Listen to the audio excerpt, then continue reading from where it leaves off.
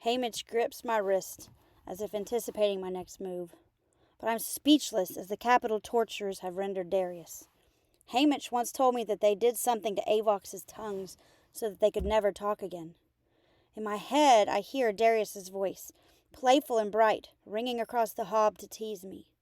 Not as my fellow victors make fun of me now, but because we genuinely liked each other. If Gale could see him. I know any move I make toward Darius, any act of recognition, would only result in punishment for him. So we just stare into each other's eyes.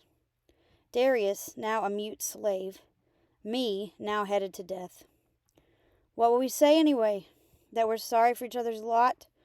That we ache for each other's pain? That we're glad to have had the chance to know each other? No. Darius shouldn't be glad he knew me. If I'd been there to stop Thread, he wouldn't have stepped forward to save Gale. Wouldn't be an Avox. And more specifically, wouldn't be my Avox, because President Snow has so obviously had him placed here for my benefit. I twist my wrist from Hamish's grasp, and I head down to my old bedroom, locking the door behind me. I sit on the side of my bed, elbows on my knees, forehead on my fists, and watch my glowing suit in the darkness, imagining I'm in my old home in District 12, huddled beside the fire. It slowly fades back to black as the power pack dies out. When Effie eventually knocks on the door to summon me to dinner, I get up and take off my suit, fold it neatly, and set it on the table with my crown. In the bathroom, I wash the dark streaks of makeup off my face, I dress in a simple shirt and pants, and go down the hall to the living room. I'm not aware of much at dinner, except that Darius and the redhead Avox girl are our servers. Effie, Hamish, Cinna, Portia, and Peter are all there, talking about the opening ceremonies, I suppose. But the only time I really feel present is when I purposely knock a dish of peas to the floor, and before anyone can stop me, crouch down to clean them up.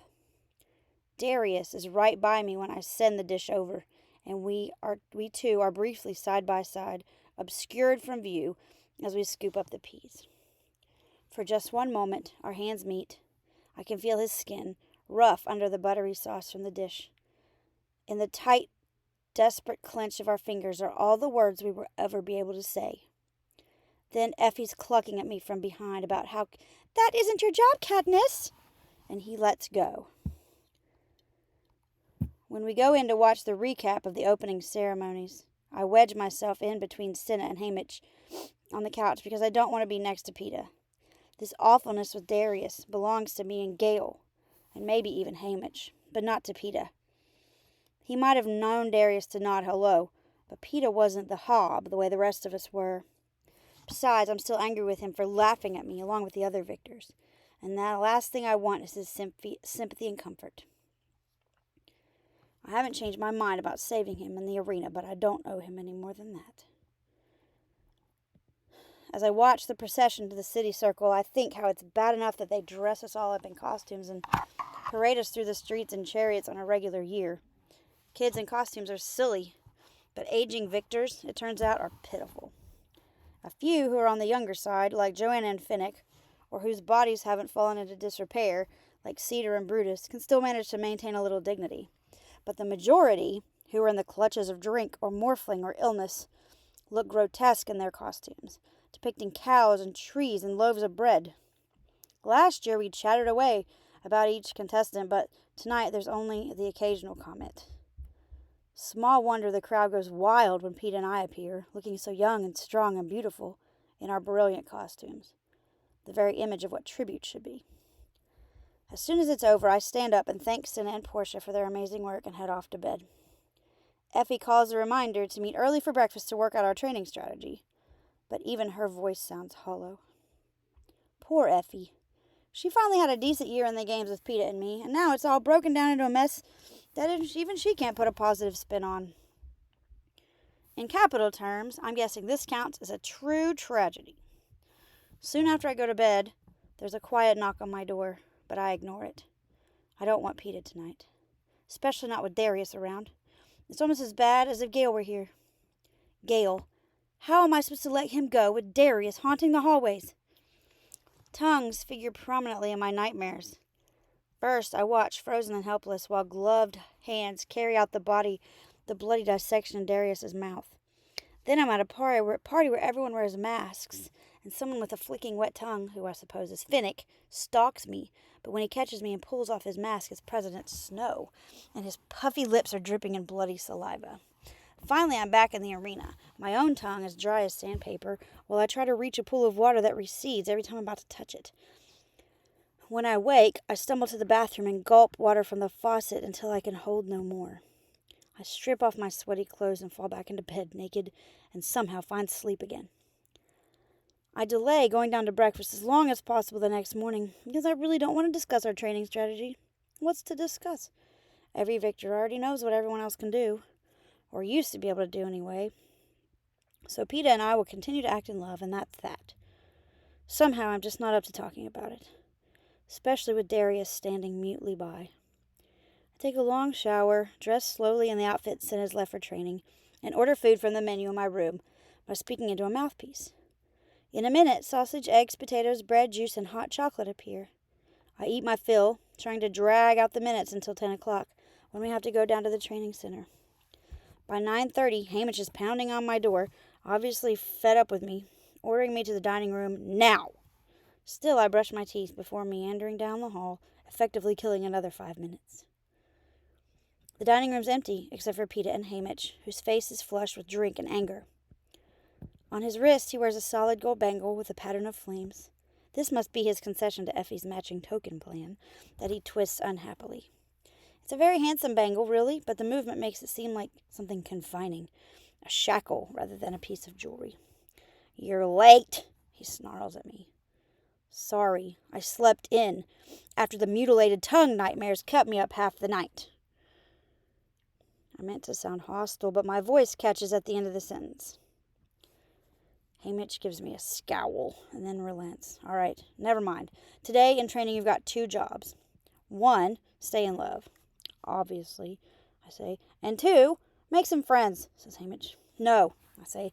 "I don't trust any of them. Can't stand most of them, and I'd rather operate with just the 2 of us."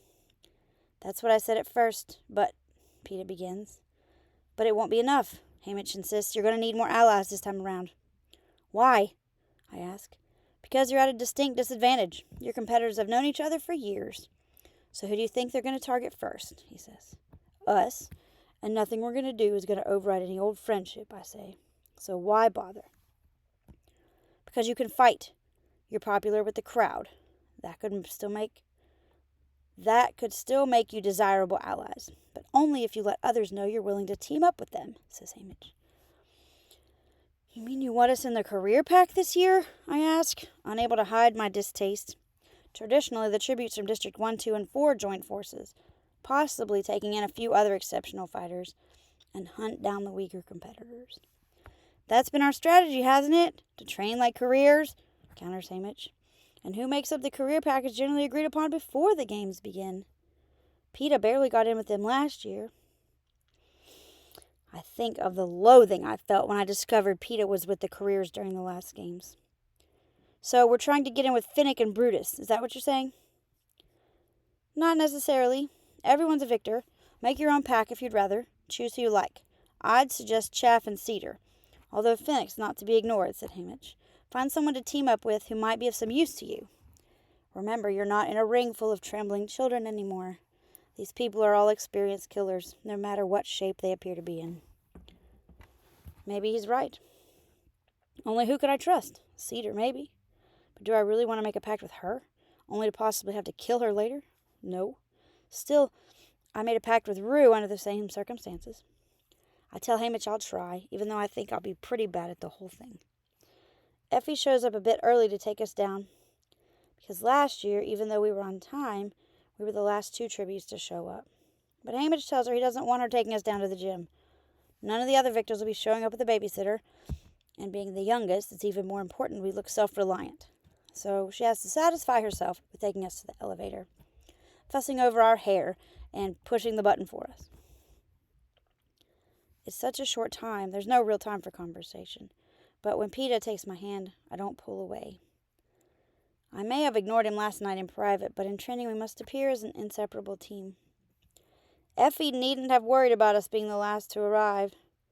Only Brutus and the woman from District 2, Inabaria, are present. Inabaria looks to be about 30, and all I can remember about her is that in hand-to-hand combat, she killed one tribute by ripping open his throat with her teeth. She became so famous for the act that after she was a victor, she had her teeth cosmetically altered, so each one ends in a sharp point like a fang and is inlaid with gold.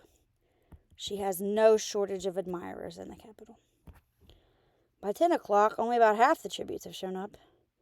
Atala, the woman who runs training, begins her spiel right on time, unfazed by the poor attendance. Maybe she expected it. I'm sort of relieved, because that means there are dozens of people I don't have to pretend to make friends with.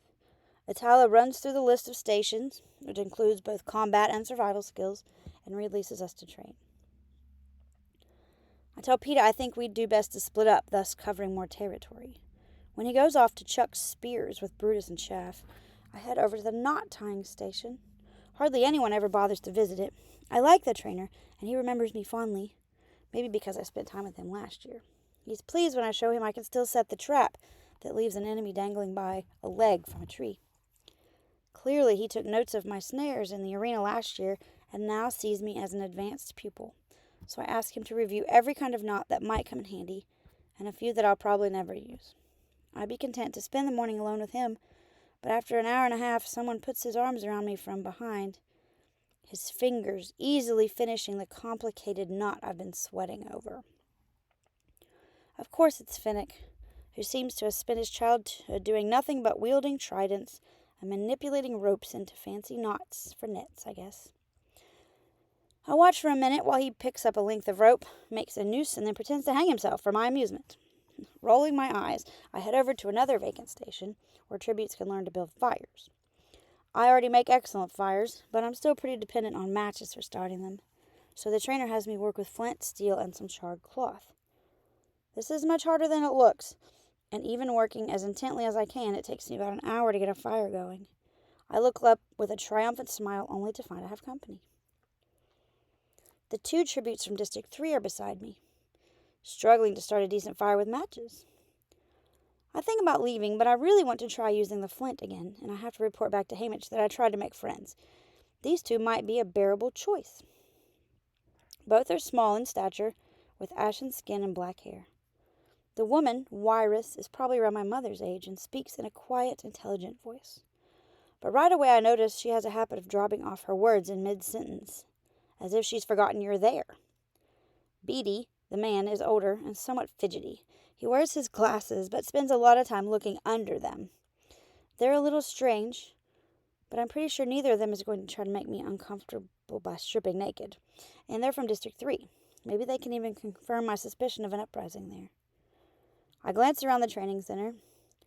Peeta is at the center of a ribald circle of knife throwers. The morphlings from District 6 are in the camouflage station, painting each other's faces with bright pink swirls. The male tribute from District 5 is vomiting wine on the sword-fighting floor. Finnick and the old woman from his district are using an archery station. Joanna Mason is naked again and oiling her skin down for a wrestling lesson. I decide to stay put. Wyrus and Beatty make decent company. They seem friendly enough, but don't pry. We talk about our talents. They tell me they both invent things, which makes my supposed interest in fashion seem pretty weak. Wyrus brings up some sort of stitching device she's working on. It senses the density of the fabric and selects the strength, she says, and then she becomes absorbed in a bit of straw before she can go on. The strength of the thread, Beatty finishes explaining, automatically. It rules out human error. Then he talks about his recent success creating a musical chip that's tiny enough to be concealed in a flake of glitter, but can hold hours of songs. I remember Octavia talking about this during the wedding shoot, and I see a possible chance to allude to the uprising. Oh yeah, my prep team was all upset about that a few months ago, I think because they couldn't get a hold of that, I say casually. I guess a lot of orders from District 3 were getting backed up. Beatty examines me under his glasses. Yes. Did you have any similar backups in coal production this year? He asks. No. We lost a couple of weeks when they brought in a new head peacekeeper and his crew, but nothing major. I say, to production, I mean. 2 weeks sitting around your house doing nothing just means 2 weeks of being hungry for most people. I think they understand what I'm trying to say, that we've had no uprising. Oh, that's a shame, says Wirus in a slightly disappointed voice. I found your district very... She trails off, distracted by something in her head. Interesting, fills in Beatty. We both did. I feel bad, knowing that their district must have suffered much worse than ours. Feel I have to defend my people. Well, there aren't very many of us in 12, I say.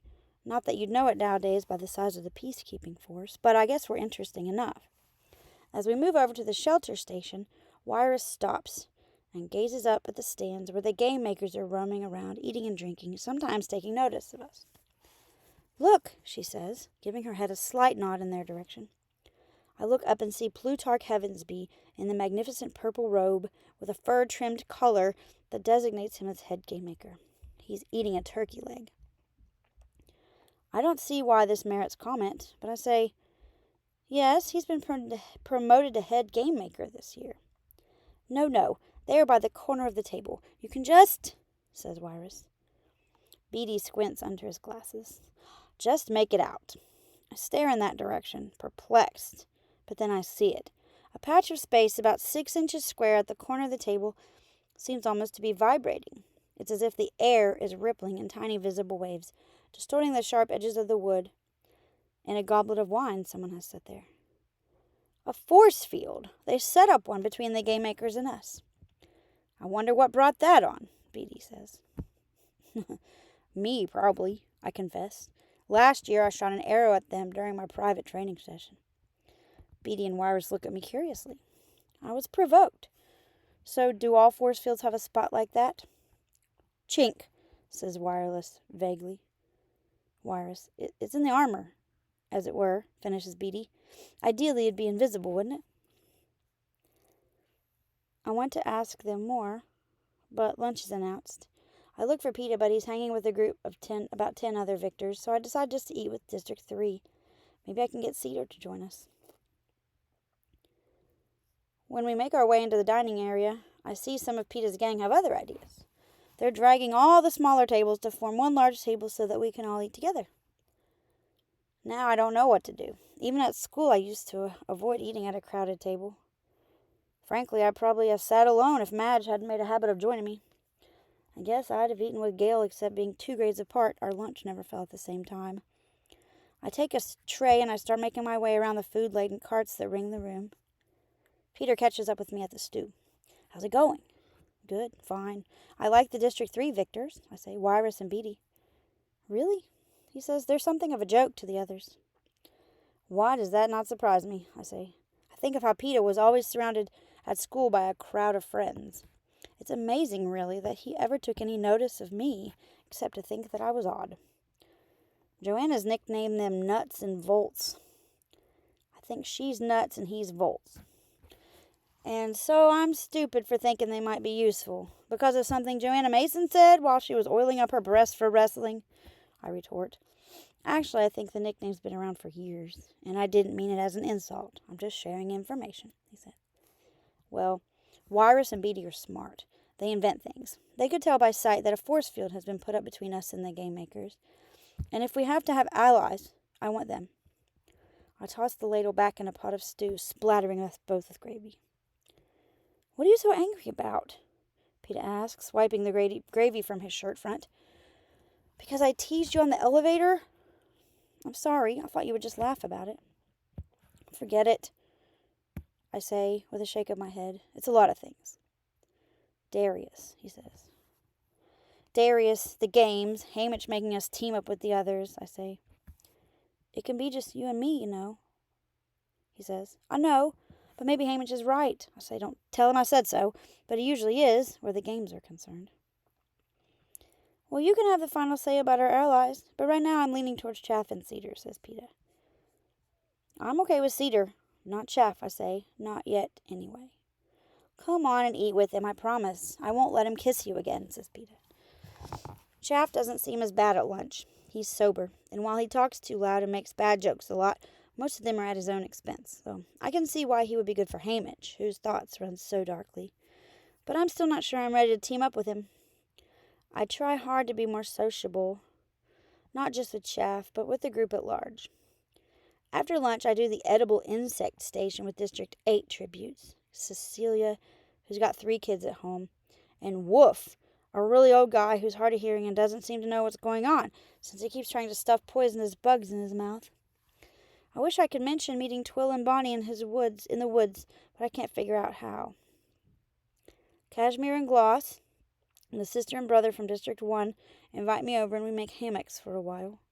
They're polite, but cool, and I spend the whole time thinking about how I killed both the tributes from their district, Glimmer and Marvel, last year. They probably knew them and might even have been their mentors. Both my hammock and my attempt to connect with them are mediocre at best. I join Inabaria at sword training and exchange a few comments, but it's clear neither of us wants to team up. Finnick appears again when I'm picking up fishing tips, but mostly just to introduce me to Mags, the elderly woman who's also from District 4. Between her district accent and her garbled speech, possibly she's had a stroke, I can't make out more than 1 in 4 words, but I swear she can make a decent fish hook out of anything. A thorn, a wishbone, an earring. After a while, I tune out the trainer and simply try to copy whatever Mags does. When I make a pretty good hook out of a bent nail and fasten it to some strands of my hair, she gives me a toothless smile and an unintelligible comment I think might be praise. Suddenly I remember how she volunteered to replace the young, hysterical woman in her district. It couldn't be because she thought she had any chance of winning. She did it to save the girl, just like I volunteered last year to save Prim. And I decide I want her on my team. Great. Now I have to go back and tell Hamish that I want an 80-year-old in nuts and bolts for my allies. He'll love that. So I give up trying to make friends, and I go over to the archery range for some sanity.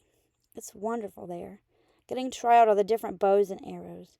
The trainer, Tax, seeing that the standing targets offered no challenge for me, begins to launch these silly fake birds high in the air for me to hit.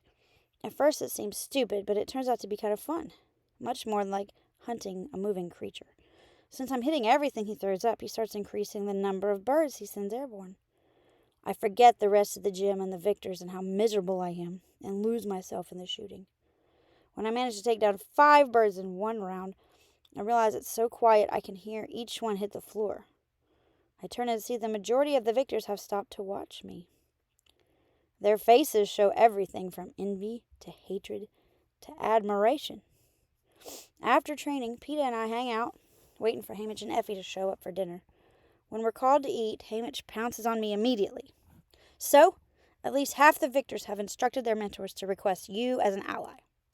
I know it can't be your sunny personality. They saw her shoot, says Peeta with a smile. Actually, I saw her shoot. For real. For the first time. I'm about to put in a formal request myself. You're that good? Hamish asked me. So good that Brutus wants you? I shrug. But I don't want Brutus. I want Mags and District 3. Of course you do. Hamish sighs and orders a bottle of wine. I'll tell everybody you're still making up your mind. After my shooting exhibition, I still get teased some, but I no longer feel like I'm being mocked. In fact, I feel as if I've somehow been initiated into the victor's circle. During the next 2 days, I spend time with almost everybody headed for the arena. Even the morphlings, who, with Peeta's help, paint me into a field of yellow flowers. Even Finnick, who gives me an hour of trident lessons in exchange for an hour of archery instruction. And the more I come to know these people, the worse it is. Because on the whole, I don't hate them. And some I like. And a lot of them are so damaged that my natural instinct would be to protect them. But all of them must die if I'm to save Peeta. The final day of training ends with our private sessions. We each get 15 minutes before the game makers to amaze them with our skills. But I don't know what any of us might have to show them. There's a lot of kidding around about it at lunch. What we might do. Sing, dance, strip, tell jokes. Mags, who I can understand a little better now, decides she's just going to take a nap. I don't know what I'm going to do. Shoot some arrows, I guess. Hamish said to surprise them if we could. But I'm fresh out of ideas. As the girl from District 12, I'm scheduled to go last. The dining room gets quieter and quieter as the tributes file out to go perform. It's easier to keep up the irreverent, invincible manner we've all adopted when there are more of us. As people disappear through the door, all I can think of is that they have a matter of days to live. Peeta and I are finally left alone. He reaches across the table to take my hands. Decided what to do for the game makers yet? I shake my head. I really can't use them for target practice this year with the force field and all. Maybe make some fish hooks? What about you? No clue. I keep wishing I could bake a cake or something, he says. Do more camouflage, I suggest.